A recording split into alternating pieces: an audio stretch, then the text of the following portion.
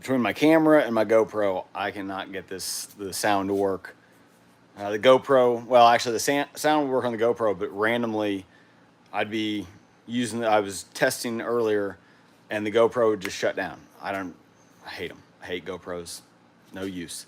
Then I switched to my regular camera and I can't get sound through it. So we'll get going here in a second. Check to see if anybody's on.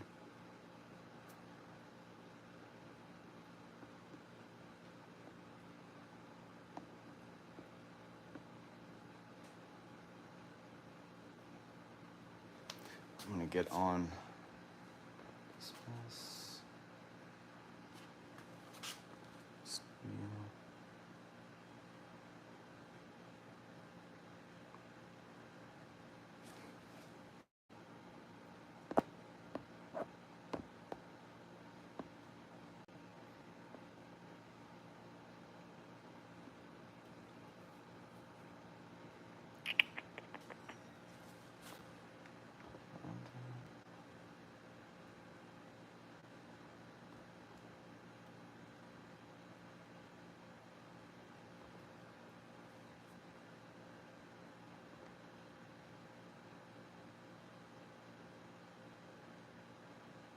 See if I can get an echo here.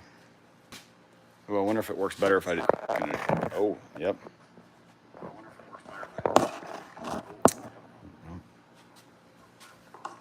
Got an echo probably.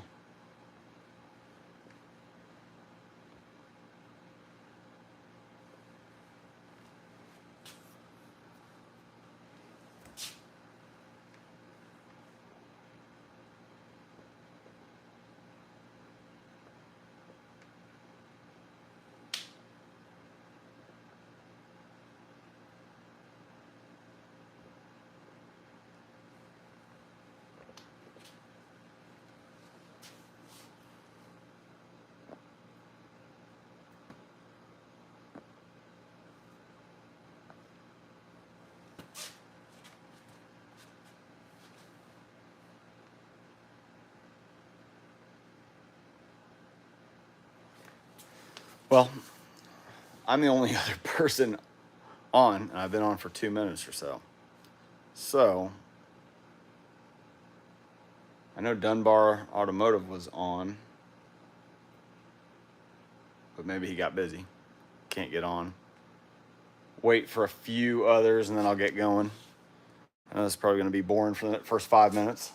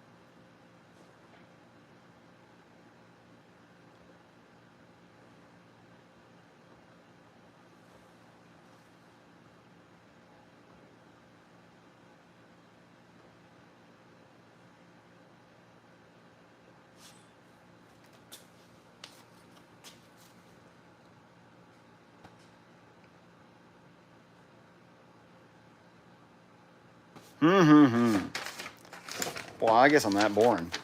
We'll go ahead and get started. Let me fold this page so you guys can't see my address. Not really you all, it's anybody that doesn't really need to know where it is. So, I don't know if you guys can see. Ooh, that's not good. Can you still see it in there? No, it's enough. Let's see. I'll go over the highlights. Actually, let me pull up on my. Oh, I can't. I have my phone. Let me see if I can get somewhere else. Give me 1 second. You good? It won't go to the little screen. that it normally does. This is something else.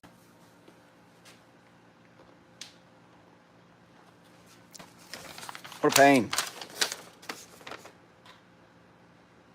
Probably keep saying that because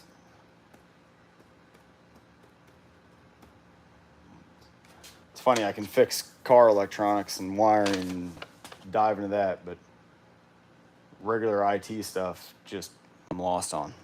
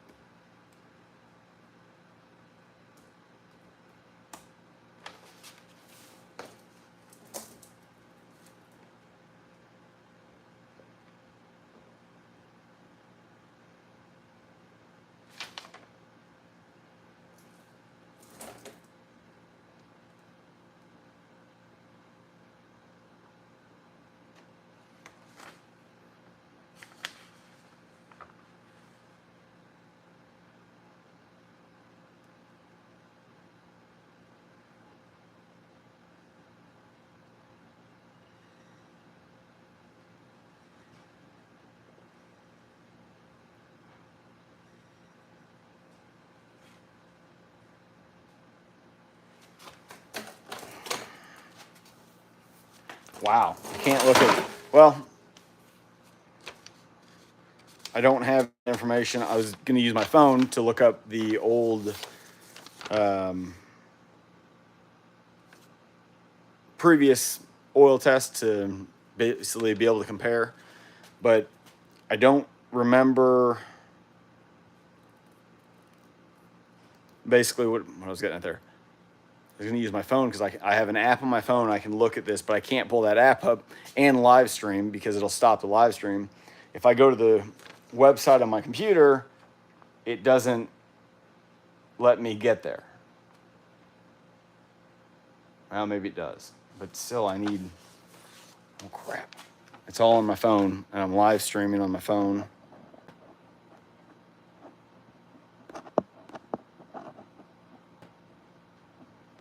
Whatever, we'll just wing it. Okay, so we're gonna go over this. If you can see down here, something darker here.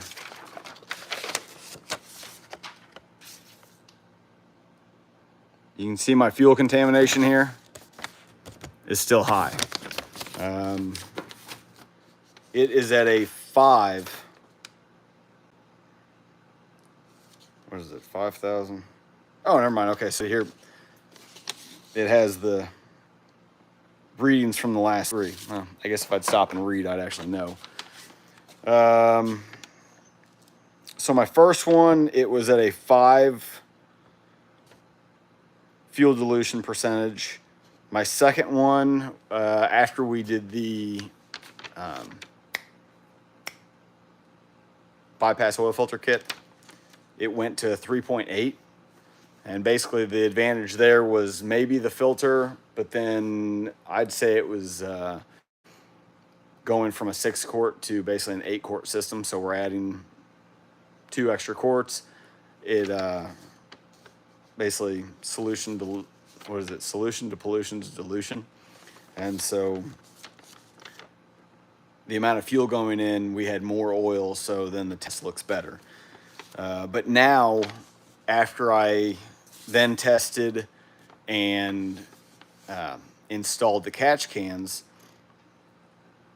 and then we're going to run them so long and test, and I was putting out those shorts, updating how much liquid I was getting out of the catch cans, I figured it would be a substantial drop in fuel dilution. Well, I also at the time was playing with E85, and I figured out that truck can run comfortably with basically no heavy tuning or anything. You can, I don't know long term, but that truck's still running fine. I could run over 50% E85 and the fuel trims and that would be able to keep up just fine. So downside to E85, a lot of times E85 for some reason, you're dumping so much in the engine, it gets past the rings as blow by and then will dilute your oil as well. So now we're back up to a 5 in oil dilution. The one thing, let's see. Viscosity is basically stay the same. Boron is at a high level, but it's been the same. Tin was at a 2 on my first test, and it's been 0 since. Let me read over what their comments. Check for source of fuel leak. Fuel is at a severe level. Fuel dilution may be caused by component faults related to injectors, ignition timing, or excessive blow-by. Additional causes include heavy throttle application, engine lugging, frequent short trips, and excessive idling. Fuel dilution has caused viscosity to decrease moderately. Fuel dilution reduces the viscosity of the lubricant, which decreases film strength and lubricity and may lead to increased wear. Boron is slightly low for this lubricant. Boron levels may naturally decline with use, so this is not a cause for concern. Says miles were not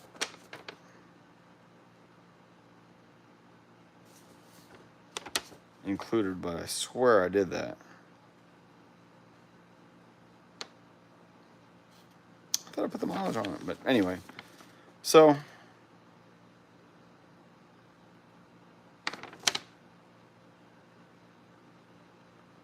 yeah, I don't know.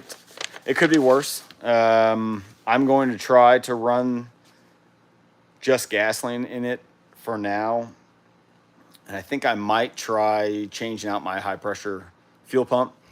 I've got a newer high pressure fuel pump, new from a 17 to present 3.5 EcoBoost, and I've pulled up tuning software from like my model year 2013, and I pulled up the 2017 or newer files and compared, and the basic calibration is different with a high pressure pump. So there's something different there. I don't really know what the difference. Whenever you look at base fuel, or the max fuel pressure that the 17s run compared to the 13s, it's a higher max pressure.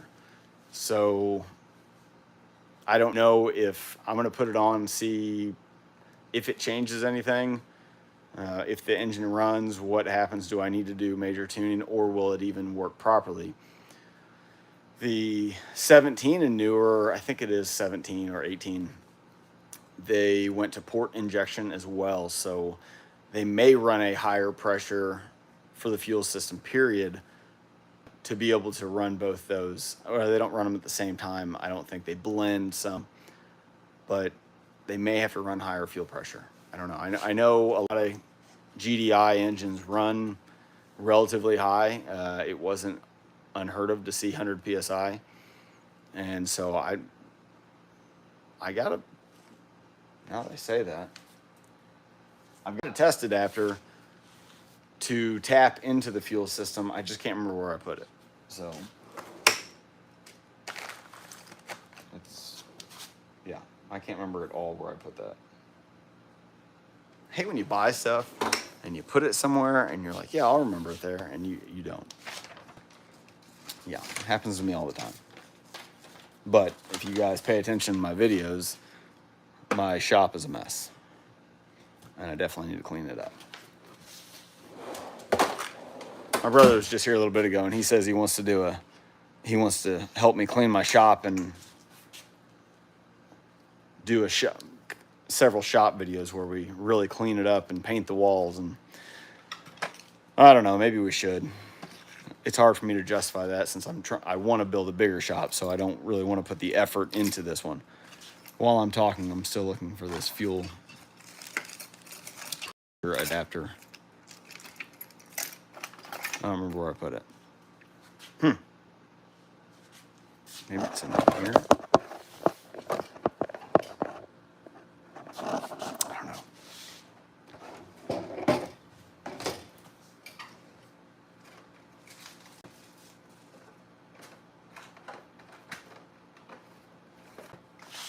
once I get something on my mind, it's hard to let it go.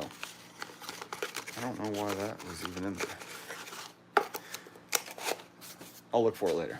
The oil leak on my F-150. So I'd originally put out the video on the vacuum pump thinking that was going to be my oil leak, but that definitely wasn't my oil leak. I continued to have an oil leak after that, and the valve cover gasket was definitely the culprit on that. I'm going to go out on a limb and say that the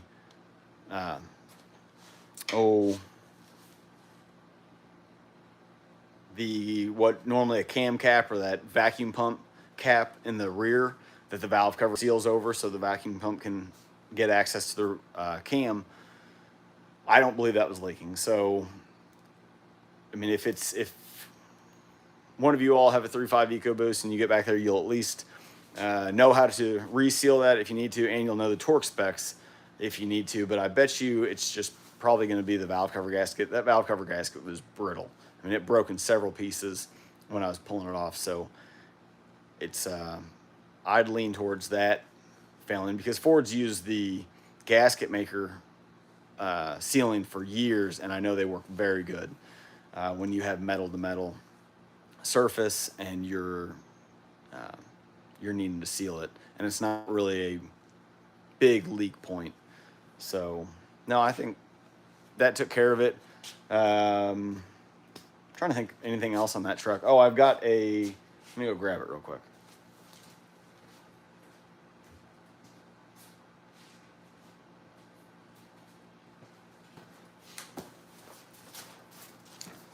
Got one of these kits, transmission filter kit from Derale. I don't know how to pronounce that. Derale. It comes with some hose, fittings, filter base, and a filter, and it's for the transmission filter. What I've always kind of thought of doing something like that, but my brother's F-150 that was just here, it's a 2017. It's the one I did the gears or the bearings in, had the wine in the rear end. He started having a torque converter shutter problem, and he tows a it's a toy hauler, but it's a smaller toy hauler camper, and he doesn't tow real heavy with it, but the truck really isn't a towing package. It's got the 355s in it, and it just doesn't have the heavier tow rating. So I'm thinking it's probably, it can't handle the weight properly. We're thinking about putting gears in it and stuff, but I'm thinking if we probably maintain the fluid a little bit better and it was able to filter better, it might last longer. And the fact that the cooler, that filter sitting up front, maybe getting more airflow, may act like a cooler too and help with the cooling effect of the fluid. But I'm going to install one on my truck, see how it does. If I don't have any pressure loss, I'll probably put one on his and see how it is. Okay, who's on here? Live chat. David says he's back. You may have said that a little bit ago whenever I was, hey, thanks for being on here. I appreciate it. Appreciate it. Only got 3 people watching, and I'm one of them on my laptop.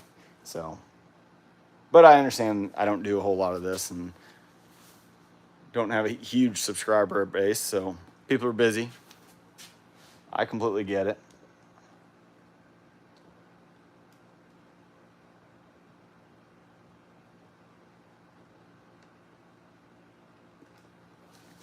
So yeah, that's really, so far, the things that I need to do on my F-150.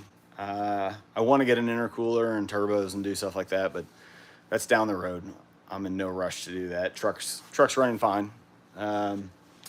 The truck I have behind me here is a customer's, and it is getting, all I'm doing is removing the engine and then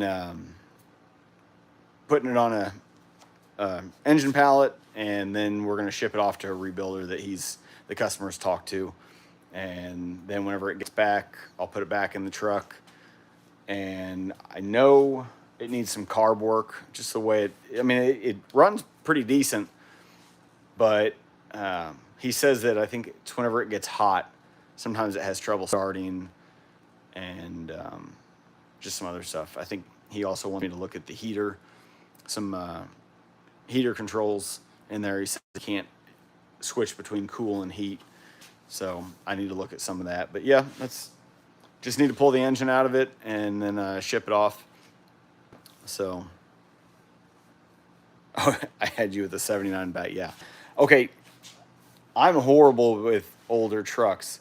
How do you know it's a 79? What tells you it's a 79? Because I feel like I've worked on other ones, 70s, and they look the same way. I'm not going to lie, I work on a lot of older cars. I don't really care for them. I don't know. I'm crazy. I know people say that they don't build them like they used to, but every time I work on these, I fix stuff and I get them driving a lot better. And sometimes I talk to people that, either drove them or worked on them years ago when they were new, and they go, yeah, that's just how they were. They weren't like the new cars. And so it's frustrating, I feel like, because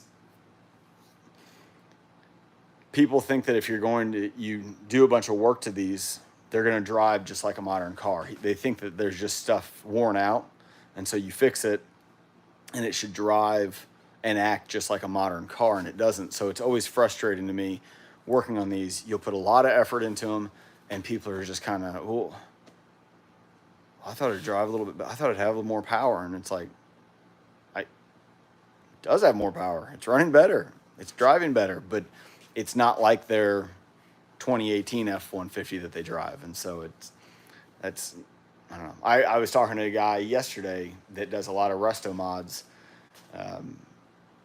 He has customers, people that spend hundreds of thousands of dollars on these cars with him.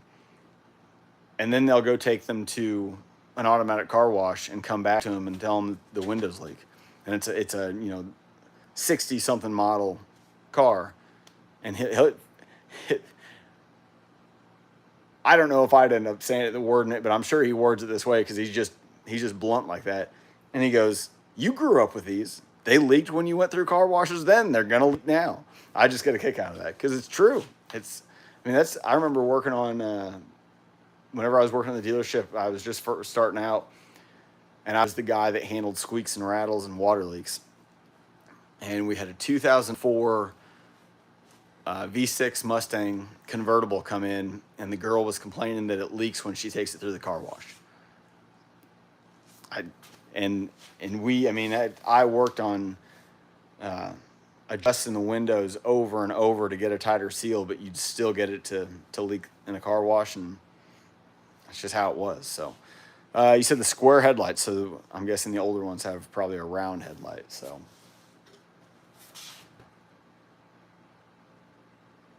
I don't know. Yeah. I don't know. I think that's about it to go over. The oil analysis was kind of a bummer. I was hoping to see better, but we're still, hopefully this helps other people too.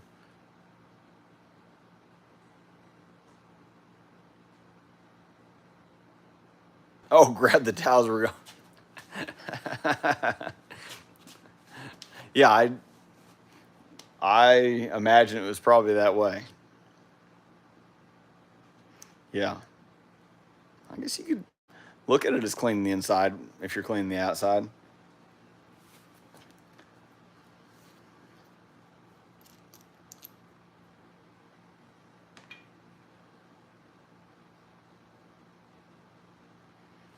Anybody else on there?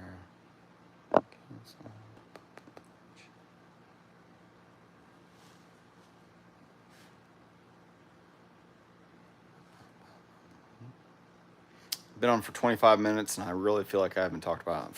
First 10 minutes was me fumbling around. I don't think I have anything else to really update.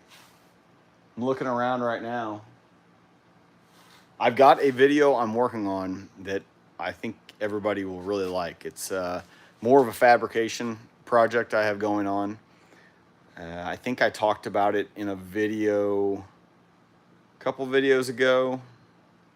I don't know, but I think everybody will like that. It's a project to making something that should help me. It's either going to work really well or it's not going to work at all. And I guess we'll just find out whenever I get it made. And I do need to go pick up some pallet fork attachment for my tractor to make it work. So I need to find that. I've found a new one, but I'm hoping to find kind of used. Pallet forks attachment aren't something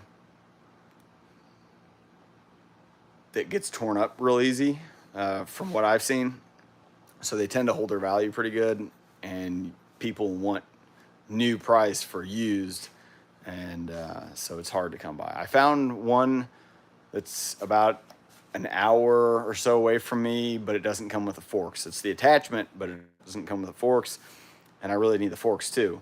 So once I do that, then I can make the rest of it, but I really need the pallet forks to figure out how to make the other pieces that I have. So I think everybody's going to enjoy those videos. Hopefully it's not too many. Hopefully I can make it in a couple videos. What else do I have going on? I've got that 72 Camaro that I'm finally making progress. I'm making some videos on it.